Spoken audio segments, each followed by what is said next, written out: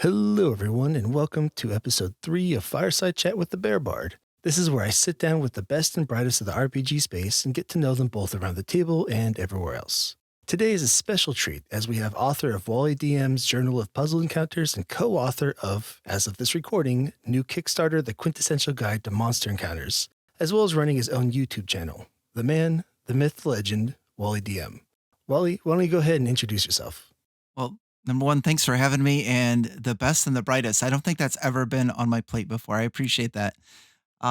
Yes, I am Wally DM. I do have a YouTube channel. I focus on puzzles and traps, and the Journal of Puzzle Encounters is my pride and joy. It is on Drive-Thru RPG. It is a lot of fun, and yes, currently in the midst of a Kickstarter, the Quintessential Guide to Monster Encounters. Awesome.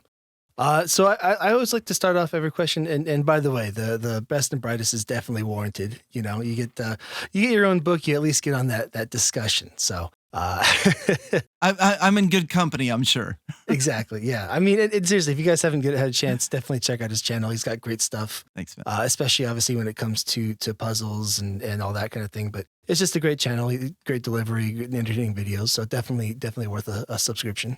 Appreciate that. Inspiration point to you, my friend. Guess the rest of this is going really well. So I always like to start off with a simple question. What got you into D&D or whatever your first RPG was? That is an amazing story that took place a long, long time ago. My very first experience with Dungeons and Dragons was actually in the 5th grade. And I won't even go into the year because I can't even remember that far back. But I do believe the Dungeons and Dragons original Red Box was probably out about then. But I was at lunch, 5th grade. One of my friends was like, hey, we're going to play Dungeons and Dragons. He sat me down. He shifted a character sheet over to me. We created my very first character, a human fighter. And for the next 20 minutes, I had a mini solo adventure that included my fighter and some type of a talking dagger. I got so excited to play D&D. It introduced me to this brand new game. Looking forward to playing again the very next day. And when I went to school, I found out that he was moving away. But 6 months later, I found the Dungeons and Dragons Red Box, and then I started running my own games for my brother and my friends. So that person out there, Jason Kinzer, if you are still out there somewhere, thanks for getting me into D&D all those years ago. Like how that's worded. Like, hopefully you're not dead at this point in your lifetime, Jason Kinsey. Yeah. Yes, absolutely. That's awesome. Yeah, I know people forget Yeah. that a lot of times, like D&D used to be just played with like one person. You know, now it's like, oh, we have to have, Mhm. at least 3 or 4 people. But yeah, I mean, there's a lot of people that used to run it just one-on-one. Mhm. That's awesome. Do you play anything else besides D&D, or have you dabbled in anything else? I have played a few other games. I started playing Pathfinder for a short time. So I did take a 15-year break from about 2001 to 2016. And I was married. My kids were of that age. So I was, being dad. I was working 2 jobs, things like that. But in 2016, I had a friend that wanted to play Pathfinder. And I was like, well, what's that? And he said, well, it's like Dungeons and Dragons. It's like, oh, yeah, definitely. I know how to play that. And that is how I got back into it. I played Pathfinder for about 6 months and I was ready to quit. And then I found 5e. But that is probably the only other TCG game I've played, or not TCG, but a role playing game that I've played. I have played like a solo adventure in Star Wars and a few other ones here and there, but nothing on a long term basis. Man, I'm putting together a Morkborg game. I'll have to get you in that. It's Morkborg. It's awesome. It's brutal, but I'm gonna have to get you in on that. Is Morkborg, is that newer? Yeah, it's newish. So what it Okay. is it's Swedish. So think Okay. of like Swedish death metal, Uh-huh. and then make it more crazy, and then combine it with some D&D in Okay. a low magic setting. All right. Well, here's a funny story about Morkborg. So last year, my puzzle book came out in 2020. And in 2021, I was nominated for an Emmy Award and for the book. And I kept losing to Morkborg. And I was like, what is this Morkborg? And why is it Morkborg was cleaning house. So I was watching the Emmys and it was like winning every award it was nominated for. It was insane. I was just like, what is this? But it was, yeah, that's my only experience with it. So yeah, you'll have to introduce me to it at some point. I don't know. I feel like now I need to boycott it since it took your award from you. No, Man. no, that's cool, man. It's well deserved. I'm sure it's well deserved. Yeah, it's an OSR. It's crazy. Like literally the first I've only played it a very little amount of time, but literally like the guy who GM'd it, he literally is like, okay, well, so we're gonna make you 3 characters each, and then go into it, and like because like the classes are crazy. There's like gutterborn scum, wretched royalty, just everything's just like crazy. Like you could start a character and literally have 1 health point, and that's a very I mean, decent is like 3 health points. Wow. And it's not always a grind fest, but it could be a grind fest. So it's awesome though. The book is I'll have to send you a picture. Or you can Google the book. Okay. It's just you look at the art is just nuts. It looks like it was made by a crazy person. Like literally, there's like pages that are just upside down and stuff. But it does a really good job. Like the beginning adventure that in there, it does a way better job than D&D of like talking you through things and all that. So it's fun. And then like there's a lot of little things. The equipment, getting your equipment in the beginning is actually like you go to a shop and that's what it is. Like you're supposed to role play that, like going to the shop and buying your stuff. So that's in character creation. But that's awesome. Yeah, I mean it's an award winner by a landslide. So I mean it's gotta be great, right? Yeah, and actually they just came out with a Cyberborg or something like that. Okay. It's Mark Borg, but cyberpunk. So it looks good. I don't know if it's out yet or it's coming out or it's on its way if it's not out yet. That's insane. Cool. So but going back to so you're very familiar with D&D, 5e and all that, obviously. Right. What if anything would you change about it? What would I change about 5e? I don't think I'm gonna get my chance. I mean, with 1D coming along, there's not a lot left to change, obviously. Probably number 1 on my hit list is 5e as it is now has got to be passive perception. And it's just I struggle with passive perception. I loved it. I hated it. I loved it again. I hated it. We fought, we made up, we went out, we broke up. I mean, passive perception and I have a long history together. And I would probably change that. In fact, I did in my own game. And I could go into a long story. I don't know if that's where we want to go. But yeah, my answer on that, Mr. Bear Bart, is going to be passive perception. That's what I would change. Oh, well, you said you have a story for us. Let's hear it. Okay. All right. Well, I kind of broke it up. Passive perception. I seen a lot of live plays. I've seen passive perception used a lot of different ways. I was using it in different ways in my game. I was taking it out. I was putting it back in. I was trying different things. And the way that I found that it works is it's just simply a passive score. And a lot of it I will keep true to the 5e rules. I mean, you can use passive perception to roll against stealth and things of that nature. But what I didn't like about passive perception in the rule book was taking the passive score when you didn't roll. So if I asked for a roll and you rolled like a 9, like, well, I have a passive perception of 12, I'll just take that. And that just I just never liked that at all. And so now when I ask for a perception roll, it's an active check as opposed to a passive check. So I'll use passive. And for those of those that like to have a high passive perception, I'm definitely using that. I will, in fact, I'll let them know if they walk into a room, I have passive perception scores written on my DM sheet and I'll see who's got a 15 or higher and I will point things out that they will see. So I utilize passive perception in the game. And in fact, I use less active perception now, unless they ask me or tell me that their character is actually looking for something, that I don't even make perception rules anymore. Does that make sense? Yeah, I hope that made sense.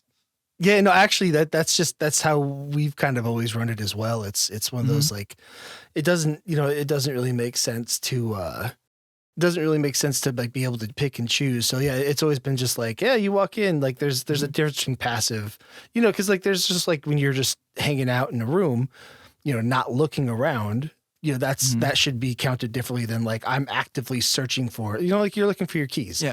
Right. If you're looking for your keys, you're going to find them. If you're just walking through the house, you're probably not going to find them. Right. Yeah. So Exactly. And technically, I mean, every score can have a passive score. You can have a passive history, you can have a passive stealth, passive acrobatics. You could be like, okay, make an acrobatics check, and I roll a 9, but I'm like, well, my passive's a 15. I'm like, okay, I mean, you can do yeah. that for every ability score. So, um, and for those of you that are listening, if I quoted those rules wrong, I apologize because I read the rules once. I probably read that rule probably about 3 or 4 years ago, and I've just kind of fluctuated from there. So, my apologies if I did get any of that wrong, but that's how I remember it, and that's what I would change. So what's going to happen is you're just going to get flamed. One of your videos is going to get just spammed Yeah. with, I can't believe you really thought that was the rule. Yeah, that's why I don't discuss rules on my channel because I'm so bad at them. But I do try to understand them, and I do use most of them most of the time. Unless it's Honestly, not cool. in my opinion, like they're all there for you to have fun. So Yeah. the rules are great to have and use until they're Mhm. no longer providing you fun. You know, Yeah. I'm Yeah. very, very much, very loose with it all. So I probably could do a better job personally, like keeping to rules. And I will, if one of my players is like, oh, well, that's, I'll look at it. But the rules are there to serve you. You're not there to serve the rules. So Yeah. that's all I'm saying. We're not in an official tournament. Have fun with it. So, as long as you're doing that, that's all that matters. I agree, and I feel much better about that. Thanks for letting me have a platform on that. I appreciate it. I got you. Yeah, we're just gonna rename this Wally DM soapbox. Why he hates. I'm just gonna title the video "Why he hates Why? D&D." Why? But I mean, rules. It doesn't matter anyway because they're going to change so many of them with one D&D anyway. So I mean, you know. Yeah. So what we I guess learn now. that's not a bad idea to bring up. Like, what do you think of one D&D? I personally, I'll be honest, I haven't got into it as much. I've Mm. wanted to, but I just have had so little time. So I mean, it sounds like you've kind of looked into it. What are you thinking on one D&D? So far, I love it. I mean, there's a few things that I'm like, what in the world is going on here? But most of it I really like.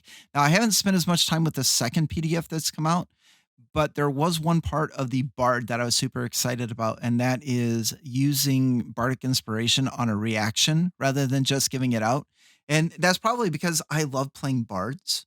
And so if I'm playing a bard and I give a player or a character bardic inspiration and that die is sitting there and they never use it, hopefully because they don't need to use it, but maybe they forget or whatever, and I just like look at that every time it's my turn. I was like, I give you bardic inspiration, I hope you get to use it.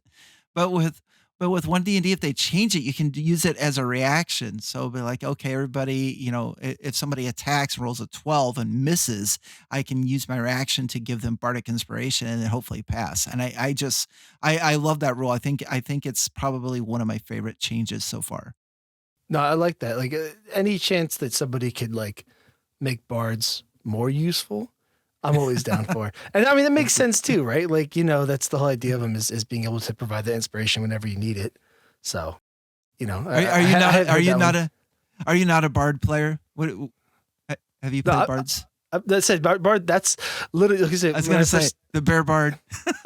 no, that's what I'm saying. Like anytime we can make bards more useful, I'm happy with. Yeah, Okay, the okay, bard, good, bard good. is always what I played. I've been forcing myself not to play bard because Mhm, like when I first started playing, that's all I played. Because I never got to like finish anything with it, so I kept just mhm, restarting, not the same character, but almost the same. Different versions of similar mhm. characters. So they're all bards, and so I've been, like the campaign I'm playing in now, I'm a paladin, just because like I realized I'd been playing for a bit and I never played. I basically only played bard, so um, yeah. So I've been forcing myself not to play bard. But Uh, it's hard to go from a bard to a paladin. I've tried that before. I don't recommend it. yeah, I mean, I'm having fun with it, but it's because Yeah. I just made a really fun character. I really enjoy the character I'm playing. So, Mm. Very um, good. but he's a kobold paladin. Well, he's a kobold paladin that's kind of a warlock, but it's a whole That's awesome. thing. That's cool. That's Yeah, cool. he's awesome. I love playing him. But cool. So you're liking the rule. Actually, I think that's I've most of the things I've seen. It's like I've seen a lot of negative, but I think that's because a lot of people like to, negative videos just sell better. If we're honest, like I Yeah. do D&D horror stories because they sell better than glory stories. Yeah, Uh, absolutely. so I feel like most of the titles I've seen is like, oh, when D&D is ruining the game. It's hopeful that you're saying that you like it, especially bards. Yeah, yeah, yeah. Bards are cool. The first level feats, those are going to be awesome. I like how they're changing those up. There's a lot of good stuff. I'm liking where they're going, and we do have to keep in mind that a lot of this is still unearthed arcana, so it's not It's official. not final. Yeah, yeah. Yeah, yeah. No, I got you exactly. Cool. That's always it's always positive to hear that good things are coming to the game. I guess kind of going back a bit, what got you into creating for D&D? So obviously, like you've had a love for D&D for a long time. Mhm. What made you decide to like press the create channel button on YouTube? Well, as far as YouTube goes, so again, I took 15 years off from the game, and then of course when I come back, there's YouTube and all of the all. Well, I say all of these channels. In 2016, there wasn't a lot, but there was a few, and that's how I taught myself how to play Pathfinder. Because even though I have a ton of D&D and Pathfinder books and stuff, I'm not very good at reading. I learn a lot better by watching video, and so I watched a lot of YouTube, and I noticed that some of the channels that I was watching, they were just simply sharing some ideas. And there was a channel that I was watching that was sharing a few puzzle ideas. This is like, well, I include puzzles in my game. I was like, I should share a few of the ideas that I've run, or a few of the puzzles that I've created. And so I took this really awful picture of myself with a brown hoodie with the hood pulled up, and put myself in front of an old Advanced Dungeons and Dragons DM screen. That was my logo. I recorded 3 puzzle videos, did very little editing. I was very monotone through the whole thing. Recorded it on this really cheap iPad, and I put them out on YouTube. I was like, cool. Now I've shared some things too. And I thought I was done. If you'd have told me I'd be here 6.5 years later, still being a YouTuber, I would have, there's no way. I would have laughed about it. But after those 3 videos, people started commenting and subscribing. And so I put 2 more ideas out there, and of course, relatively speaking, I mean, the growth is slow compared to what a lot of channels see today. But I was just seeing it, and it got me hooked. I enjoyed it. I love sharing ideas and getting feedback from people, and I've been doing it ever since. I know that's that's the funny part. It's like you get a couple people that are like enjoy it. You're like, well, snap. I didn't plan on doing this, but I guess I can do another thing. And it's one of those things. It's like if you're a creative type, like it's you want to keep doing it. Uh, it's tough to stop. But even though like you know how much work it is. It's like Oh yeah. trying to come out with a video weekly. It's so much work, and you start stressing about it. My wife's Oh like, my goodness. "Do you even enjoy this? You're always stressing about getting the video out." I'm like, "I know, but I love it." It's seeing Yeah. that growth and seeing the channel develop. Like it's I don't want to say addicting because it's that can go kind of a dangerous direction, but it is kind of it's fun for me. Yeah. It's fun seeing that growth and seeing you see, then you get seeing different people that like have commented for a long time. You get the regulars coming in. You're like, oh hey, it's you again, stopping in to say hey and check out the video. Yeah, exactly. And for myself personally, I've always been a creator. It was more on the writing side. And in fact, for a year prior to me beginning my YouTube channel in 2015, for those that play Magic the Gathering, there's a website called EDH Rec, which is very, very, very big now. But I was one of the first EDH writers to join that crew, and I wrote articles for them for about a year. I mean, and I've been a writer all my life to begin with. And then I also went back to school for web development. So I was creating websites, I was writing articles and things like that. And so YouTube was the next step. I had actually strongly considered, well, I did have some Magic the Gathering videos out there too. So I did start a Magic the Gathering channel. I've got a few live plays on there. But yeah, once I started the D&D stuff, and it was a faster growth rate than my articles and my Magic the Gathering stuff. And I was hooked. I got you. That's awesome. I've heard of this site. I haven't. seen it. I like it's. I actually like Magic. I played quite a bit when I was younger. Um, then it just got hard to meet up with people and play. Uh, but so Yeah. what's your favorite? What color are you going? Your deck? Oh, Your I always like to either play black white or blue black white. Those are my colors and EDH. But I've played them all. I have probably about 24 different EDH decks, and I still have them. I haven't played for a while just because the content creation side of D&D has been so busy for me, plus trying to get D&D games in and things like that. But they're waiting for me, and they look at me every once in a while, and they give me the sad face. And I'm like, I know, we will play again someday. And I still buy cards. That's the funny thing, is they have all of these promo cards called Secret Layers that come out, and I just love them so much, and I buy them, and I just stack them up there. I'm like, one day I'm going to open you, and I'm going to rebuild all my decks, and I'll play again. But, So what did uh, you think of that set that came out last year or something like that? That was D&D. I loved it. It was amazing. I didn't get to play a lot of it, but some of the cards, actually, the cards they did another set. So the original set that came out last year was, I believe, Adventures of the Forgotten Realms.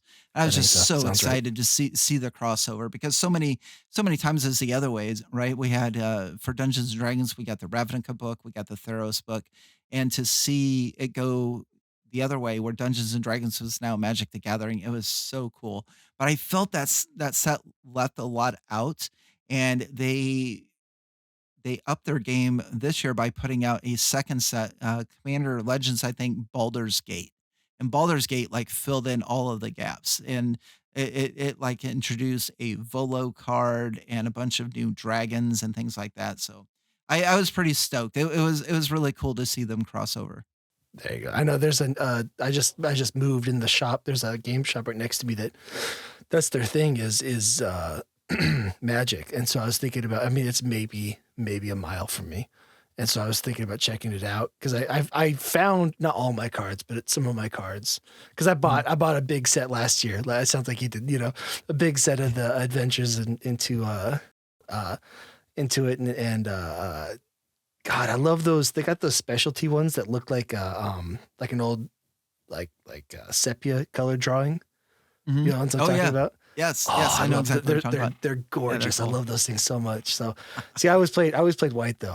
White green with a splash Mhm. of blue. Um, Nice. I always like the idea of playing blue or black blue, but Mhm. I wasn't good at it. I always forgot my counters. Yeah, each color combination definitely brings its own. It's very similar, honestly, to Dungeons and Dragons and the characters that you play. You know, the colors. I mean, if you were to look hard enough, you could definitely draw similarities between the colors of Magic and the different classes and subclasses in D&D. I can see that. Absolutely. Yes. I mean, especially now as they've really have tried to bring those worlds more together in the last few years. I guess it's maybe a little bit of a Hasbro in there, like, hey, think of the expansion possibilities. But Old uh, Papa Hasbro. exactly. So I guess what keeps you creating? Because that's 6 years. That's a long time on YouTube. That's all. Oh That's man, basically like 3 careers, right? I mean, so what yeah. keeps you still creating for it? I just love it, man. I don't know what it is. I My videos are taking longer for me to from start to finish. I'm putting about 10 to 12 hours into these 7 to 12-minute puzzle and trap videos. But I just enjoy it, and I enjoy every little part of it. I wish it didn't take so long. I wish I could cut that down to about 4 hours, but I just can't. But when those videos publish and I see the comments and people commenting and people saying, "Hey, I used this idea and it was great." Or even when it just comes out, be like, "Hey, this is a cool idea. Here's what I would do." Because when I publish a video that's an idea of a puzzle or a trap encounter that you can use in your game, it's just the way that I would run it. It's not the way to run it. And the subscribers to my channel show me that. They show me the ways that they would run it and the things that they would do differently. And I'm like, man, that's a good idea. I'm glad that this video's out there, when I get a chance to run it, I'm going to probably incorporate what they said. And I guess it boils down to the community. It's that's what it is. It's the community. It's the Discord community. It's the YouTube, the subscribers to the channel, and I've developed a lot of friendships with all of them over the years, and I enjoy it. And I like to be included. I don't want to not be in this space because I enjoy it. I got you. That's awesome. I know it's funny. Before I started making videos, I very rarely liked a video, and I very rarely actually commented because I'm like, they don't care if I comment or whatever. And then I started creating, and I'm just like, holy crap! I love the comments. It's like Yeah. I read every single comment. Yes. You Yes. know, and likes and stuff like that. That helps the algorithm. But like the comments, like they actually do mean so. Like they shouldn't, but like I love seeing them because I love seeing people's reactions to in my case the stories and stuff like that. So people underestimate how much like a simple comment on your video can really like make a difference. Yeah. Absolutely, 100%. I mean, feedback is important, and to be able to get that, I mean, that's what drives you. I mean, seeing more people as in the form of like subscribers to your channel, seeing that number go up, seeing your view count going up, seeing the people that comment on there, seeing repeat commenters. I mean, yeah, whether it's a video or a blog or a podcast, if you're watching and consuming that content, just I mean, leave a message, say, "Hey, thanks for the topic. Enjoyed it." It means the world to them, and it keeps your favorite content creators doing what they do. Exactly. Yeah. See, so anytime a creator burns out, it's your fault for not responding enough, commenting That's enough. right. That's right. Yeah. You feel that responsibility. Um, cool. So obviously, your thing is traps and puzzles. That's what you're known for. Obviously, you have a book about it. That's just kind of. He's also. I don't know if anyone's seen these. Not anyone, but if you're listening, we do these DM roundtables. He's led a Mhm. number of them, and every time he does it, he obviously has some trouble puzzles and traps kind of sprinkled in there. So, Mhm. what specifically? Like what made you go to that niche? Is it just like are you super drawn to that? Like what and then if so, what about the traps and puzzles specifically? Because obviously some people don't even really use traps and puzzles, or if they do, it's like it's just kind of like a passive thing, like, oh, I have to throw them in, so I do. So like Mhm. what makes you like concentrate on that? I think when I first started my channel, s- I connected with the few videos that I seen that already existed that were based on puzzles and traps. And I've always felt that they were an important part. I always considered them the third pillar, which is your exploration pillar. You've got your role playing, your combat, and you have exploration. And that just goes all the way back to old school D&D, the old basic set in first edition for me, because puzzles and traps were included in those.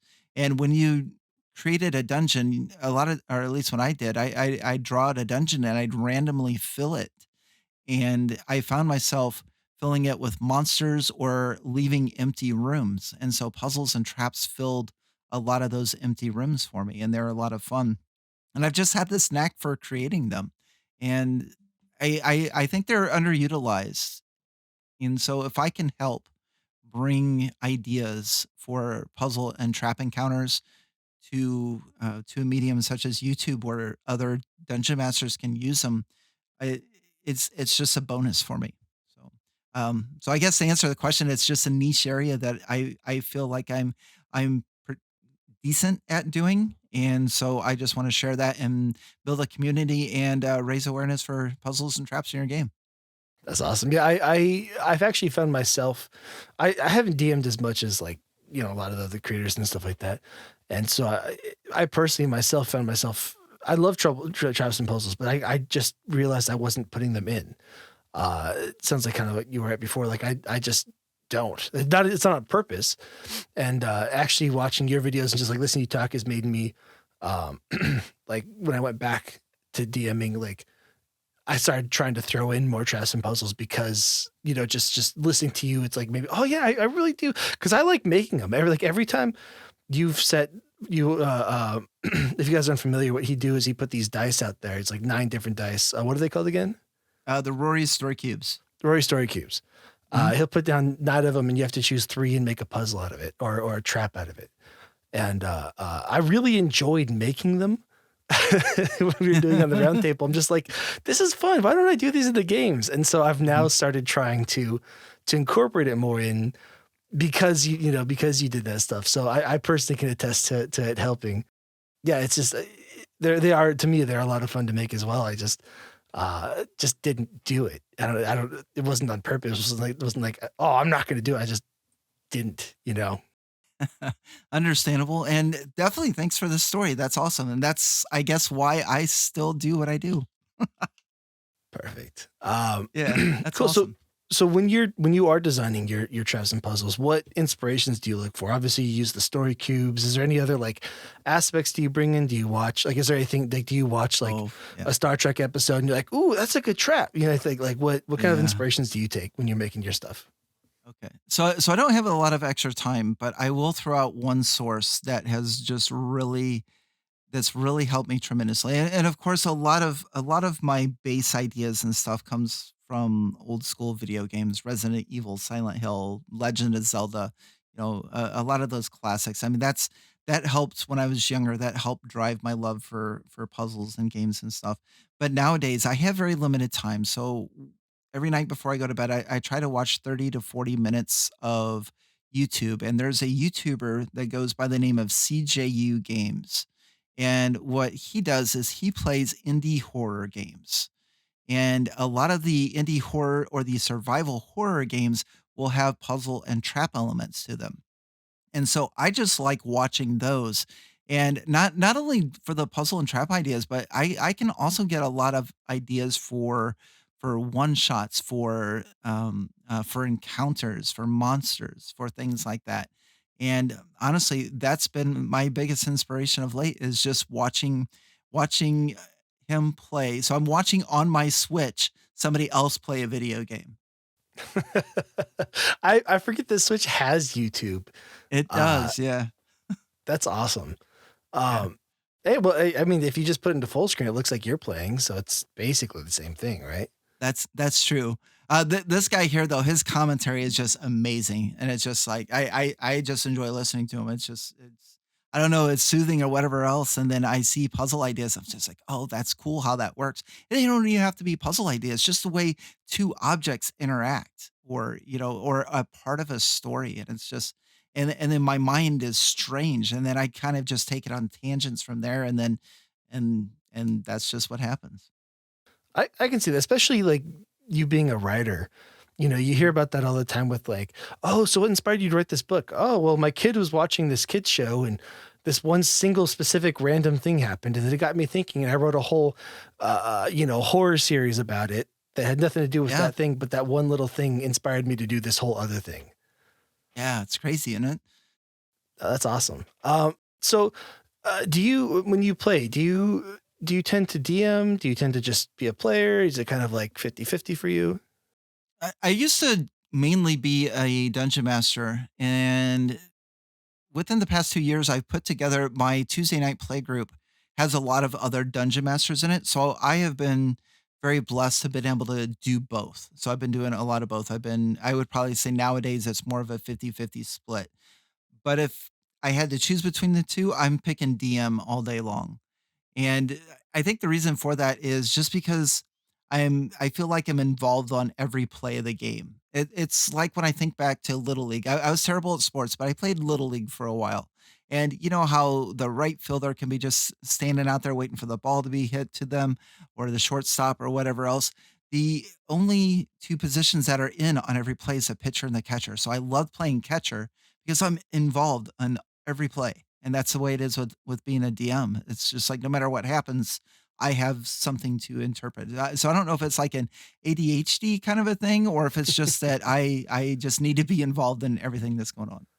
I got you. No, I mean that's totally fair. I know that's Yeah. that's the I know I actually my first position I ever played playing baseball was also catcher. Um Yes. but yeah, I mean it's a lot easier to keep paying attention when you're always doing something than it is, Mhm. if you're in a long combat and nobody else knows their turn, what to spell they're doing, and all of a sudden 20 minutes passes and yeah, it's my turn again. Okay, cool. Okay, now I'm off. So I totally Yeah. get that. So when you're making a campaign, when you're designing a campaign to play in, uh, how do you approach that? Again, kind of, I guess it's a similar thing to the puzzles question, is whereas, like what inspires you when going into that? Do you like to take modules and adapt them? Do you like to just kind of like make up your own thing? Do you like to use properties already? People obviously make like Witcher campaigns and stuff like that. So what kind of inspiration do you take into making a campaign or even a single game when you're DMing? I usually start off by a session 0 with the players, of course, and find out what they want to play. So if we're going to do something homebrew, I will take an idea and I will also take all of the character sheets and look at backstories. And I'll start plotting out ideas that I have for each character and how we might be able to explore their backstory over time or over sessions.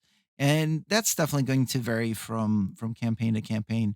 But now if during our get together, we all decide we're going to play a module or a pre-written adventure, then I will definitely take on that task. And the first thing that I'm going to do is I'm going to start watching YouTube videos on other folks that are playing it or have ideas for it or something along those lines. And I'm going to baby step it. I'm just going to take it 1 or 2 chapters at a time because I feel like if I read like through the entire adventure module, I'll overwhelm myself. Now, that's not to say I won't skip ahead and see where I need to go. If I'm looking at something that doesn't make sense, I'll be like, well, why is this here? Maybe I'll skip ahead to see what happens later. But I like to just take a few chunks at a time and just be prepared for that. But even with modules, though, a lot of the times I'll throw a ton of homebrew into those as well. So yeah, I like to change things up. I got you. That's an interesting take on it because I obviously, one of my big blocks has been I always feel like I need to come up with a whole campaign ahead of time, come up with all this stuff, Mhm. and then go into and find players and all that stuff. So you're saying that you like to, I mean, you obviously have a built-in group of players, so it's a bit different as far as that, finding a group. But you're saying that you actually go into session 0, take other players, and then build a campaign around that once, like after you Yes. get everyone together in session 0. That's interesting. I'd be interested because you only talk to so many people, and Mhm. nobody said normally people go in, at least from my view, you go into it with already the campaign. So that's an interesting take. So you'd have like a session 0 like way in advance, I'd assume then, and then you kind of like, well, they have these kind of players, and then Mhm. so session 0 they don't even know. You're not telling your players where you're going. You're just trying to get a vibe for what you want to do.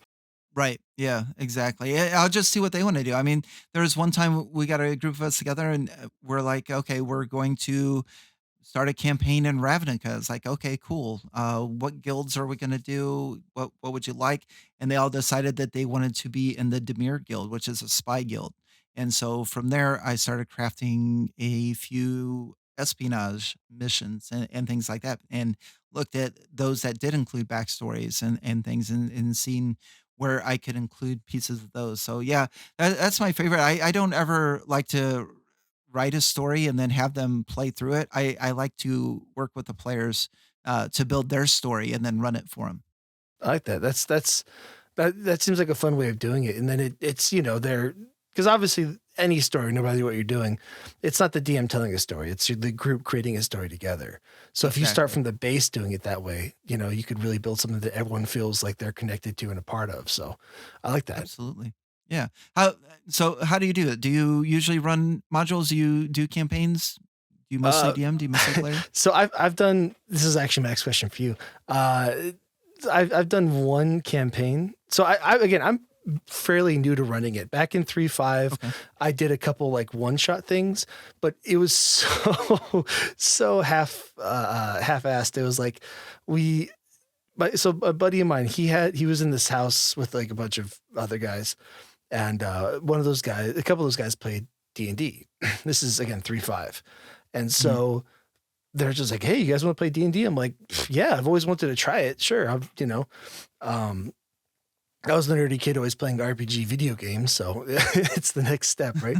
Um, and so we did it, and they were they made a terrible environment. Like looking back on it, they made a very adversarial environment. Like literally two of the players that we're a young men. Let's be honest.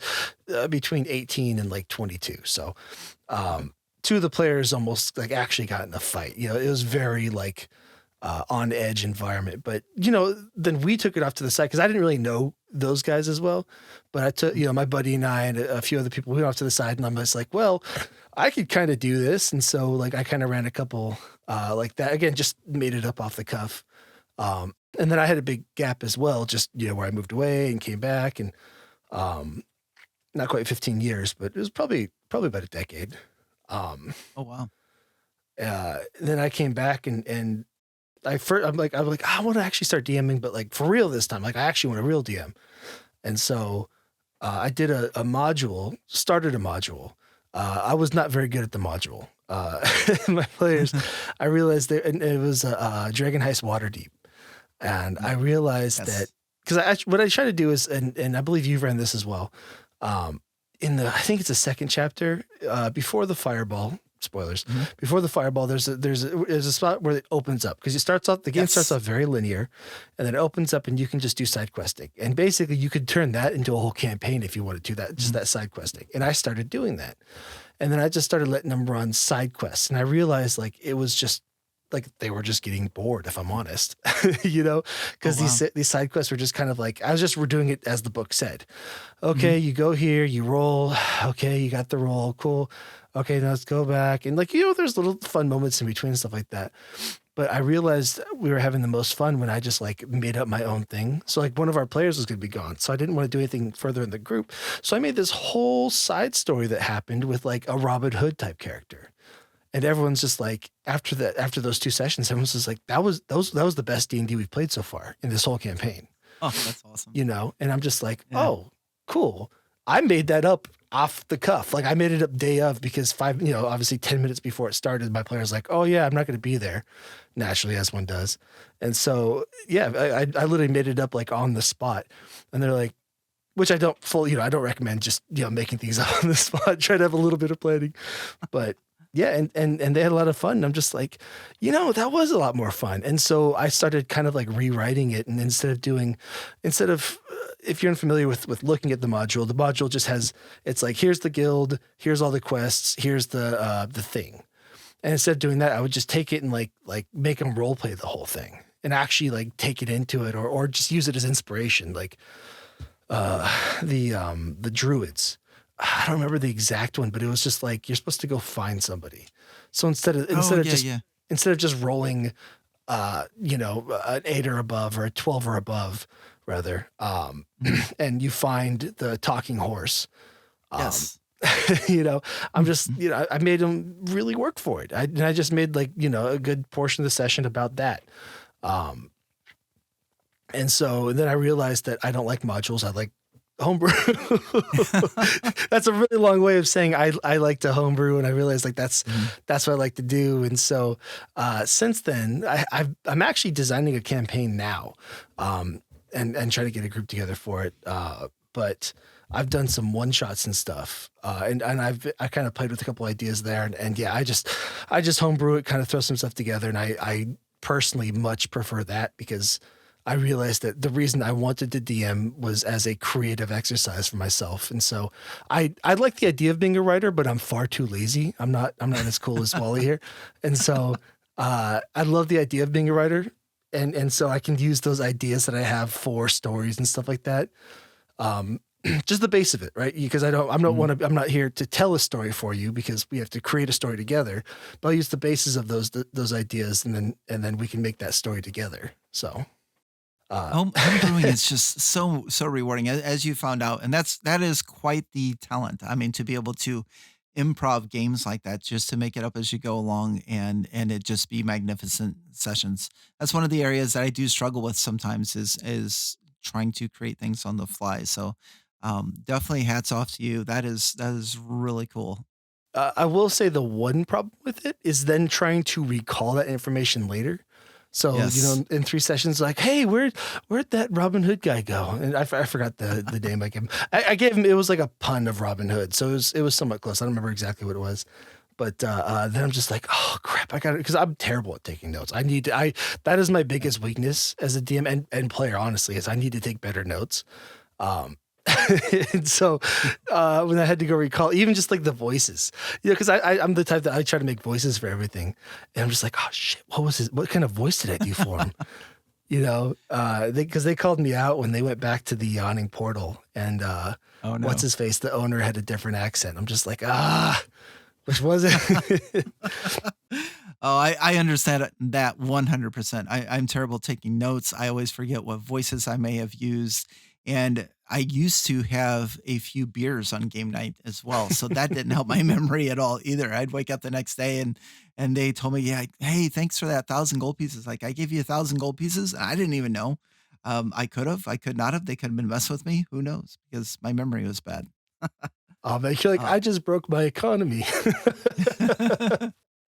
But yeah, that chapter you're talking about in Dragon Heist, that Troll Skull Alley, it is wide open.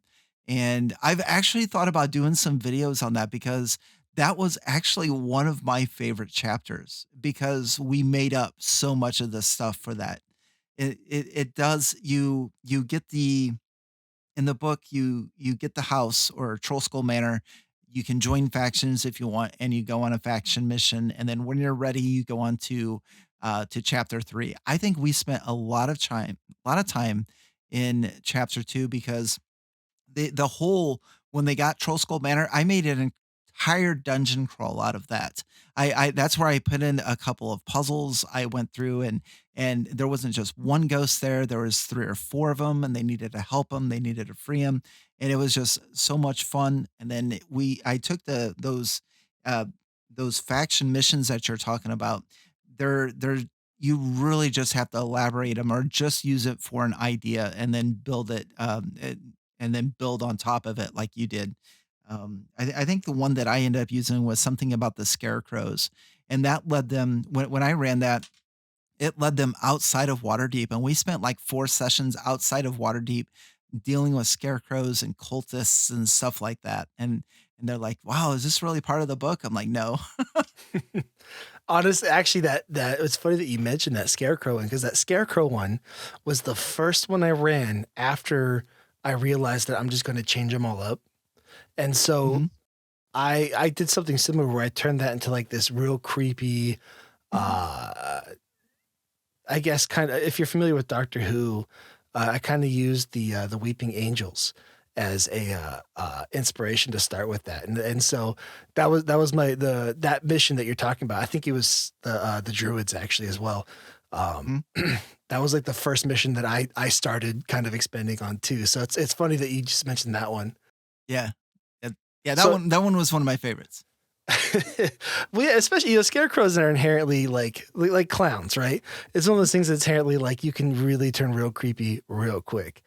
So so I guess not since you asked me, that was my next question for you is if given the choice, are you going module homebrew? Are you kind of like what you said, where you took the module uh, and you kind of adapted it with your own like preference? Like what are you doing? Uh, yes. That's my answer Yes. is yes. Yeah, again, I would probably I would just run whatever everyone wanted to play. If they didn't care, if they just like, "Wally, we don't care. Why don't you just run something?" I would probably start with a module and then I'd probably just take it so far off the rails. I would use the modules for inspiration. And I don't think I would stick with just 5e either. I would find maybe some shorter ones from the past. Or actually, if I were to stick with 5e, some of the books like Candlekeep Mysteries and The Radiant Citadel, some of these ones that have like these short sessions that you could do, or these short adventures you could do in 2 or 3 sessions. Those actually make a really great way to start off a campaign if you're stuck and you don't know where to start. I did. Oh, I actually started my most recent campaign. We're running it. So it's in my homebrew world, but I actually did run one of the adventures out of Candlekeep Mysteries, and it was an absolute blast. So some of the time we're just doing 100% homebrew. Some of the times we're running out of like Candlekeep Mysteries, and This library game, as we call it, is just fun because we can just. I've even tested puzzles. There's been a few adventures where we just ran just to test some puzzle ideas for my next book, and it's just we use it just as kind of this hub, and then every session can be different, and we can just run. We can do whatever, and I love that.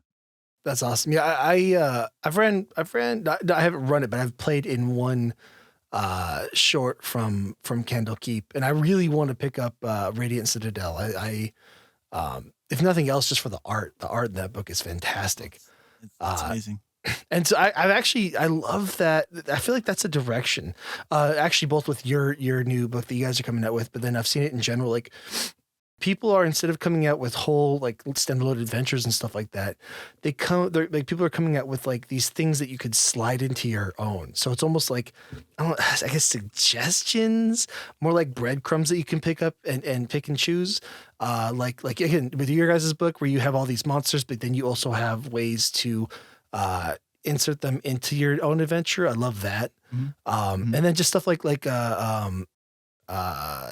what's his face? XP to level 3 came out with that Questonomicon, where it's basically one shots, but I think it's even like smaller than that. Like just little bits of like, here, take this and throw it into your game. Take this and throw it into your game. And I think that's a much better way of doing it as opposed to a module where you can just like, oh, well, I'm kind of stuck. I really want, well, let me pop open Wally's puzzle guide and let me just throw this puzzle into here. And then I can sprinkle my own set dressing on it and boom. You know, I think stuff like that is really awesome to help because making these making these games and stuff is such a time sink. It can really take a lot of time, depending on how you prep. And being able to just take stuff like that. I know Fred from How to D&D, he's talked about it too, where he has so many books now where he can just like pop open this book and then mash it with this chapter from this book and mash it from this puzzle with this book. And I think that's awesome. I think having stuff, resources like that is a great way of doing it now. I like that direction that people have been going. Oh, 100%. And that's quickly becoming my favorite way to do that. You mentioned my puzzle book. It's funny because if I were to take one book with me to a place and then just be able to run a game, that would definitely be the book that I would take. Because after you run like one small encounter like that, a lot of the times the players will dictate where you go from there. It's really neat to see the things that they'll grasp on from an encounter, or whether it be a role playing encounter, a monster encounter, a exploration encounter like a trap or puzzle. It's neat to see when they start exploring and reaching out and doing those things. And you mentioned XP to level three's resource. I haven't seen that yet, but I do. I am familiar with One Page Mage. I follow him on Twitter, and actually I did a video on one of his things as well. And what he does is he puts an adventure on one page. A lot of them are like 5-room dungeons, but also a fantastic resource. You just go through and you just sift through what he has, and you can just pull something out and run it on the go.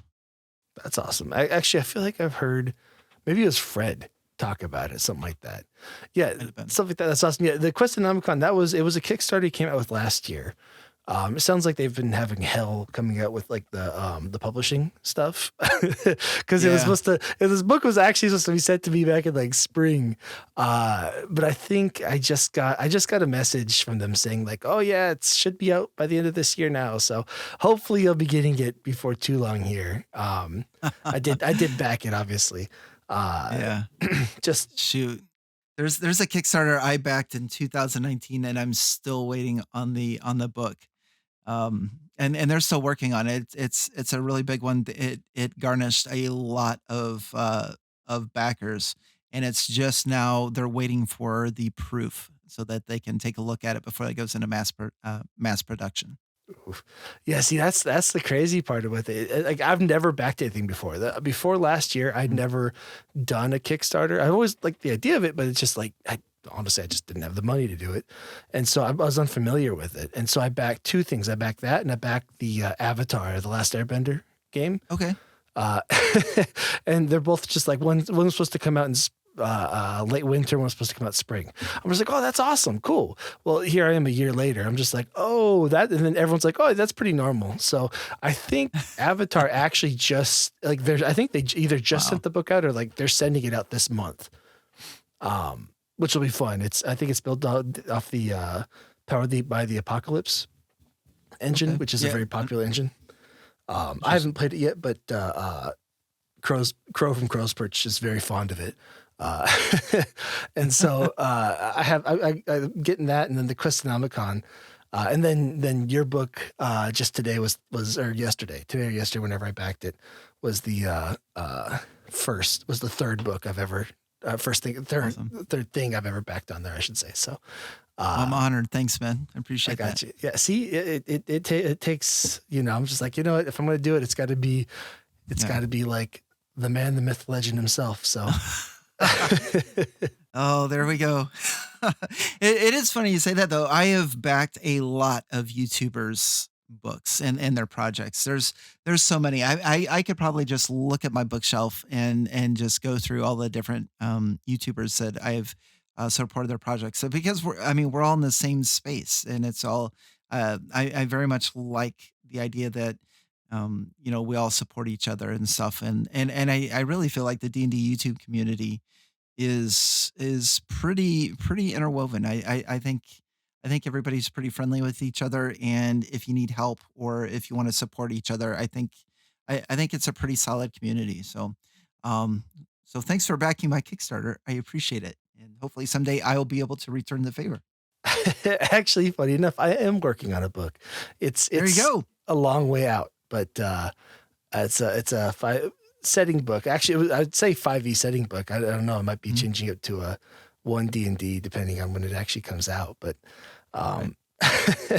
yeah, it's very early stages. But I don't now that I say it's funny because like now that I'm getting more into the community, which I honestly it is. That's the one thing I've noticed is that you hear about all these like horror stories with, these different communities that eat each other alive, especially, like the commentary community and stuff like that on YouTube.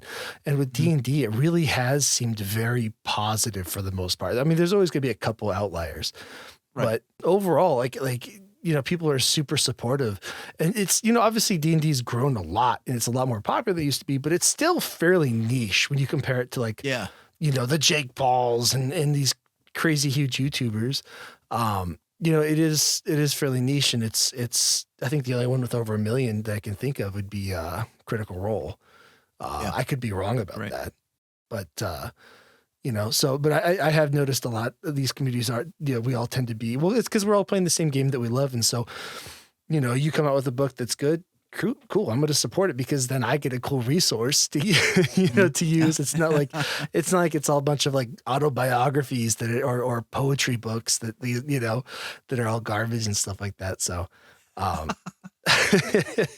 I'm going to start getting. I'm going to have people come after me from like these big communities, like, oh, I heard you talk bad about my this or that book. I'm like, I'm just going to tell you right now that if I did an autobiography. Yeah, never mind. It'd probably be garbage. It would be a really boring. See, what I'll do is I'll do a fictitious autobiography. It'll just be absolutely lies, but it'll be really entertaining. That's all you need, man. The Life of Bear Bard. Nice. Perfect. No, that's awesome. So, obviously we've been talking for a while, and I genuinely super appreciate. I do have one last question for you, and this is probably the most important question of the day. What is your favorite kind of bear? Favorite kind of bear? Well, I do have to say that I've got to go with the Bear Bard, man. I gotta go with the Bear Bard. First person to get that one right. Everyone always says, "Oh, I like polar bears and moon bears." It's like, no, it's the Bear Bard. That is the correct answer. And nobody will ever know that I got that question wrong before. So. Perfect. No, I really genuinely appreciate you taking the time. It's been awesome sitting down and talking with you. I've been lucky enough to get to know you through the DM roundtables and stuff like that, but I was a fan first, so it has been awesome for me being able to get to talk to you and just sitting down now and being able to talk. This has been a lot of fun. Go ahead and Plug anything if you want to go ahead and just plug your things. Get what are you working on? Anything coming up that you want people to look out for? Well, I am working on a Kickstarter, and depending on when this goes live, it may still be out there for you to back. That would be awesome. I do puzzles and traps. You can find me, wallydm, on YouTube. And I have a book, The Journal of Puzzle Encounters, on Drive Through RPG. But most importantly, keep supporting the Bear Bard. I always appreciate seeing fantastic YouTubers that are going to be much greater than myself at some point. So thanks for having me on, my friend. And I have enjoyed watching your content uh, uh, on a weekly basis, and I just enjoy being here, man. Thank you so much. Roundtables and everything. Awesome. Thank you so much. Again, if you guys have listened to this on anything, make sure to give it a like, give it a follow. If you guys are listening on something with a rating system, go ahead, give it a 5-star. We always appreciate it. And make sure that you are subscribed to both Wally DM and myself. The subs and comments, obviously, are always appreciated. But I think that's going to go ahead and do it for us today. Remember to stay kind, stay beautiful, and keep on living that bard life.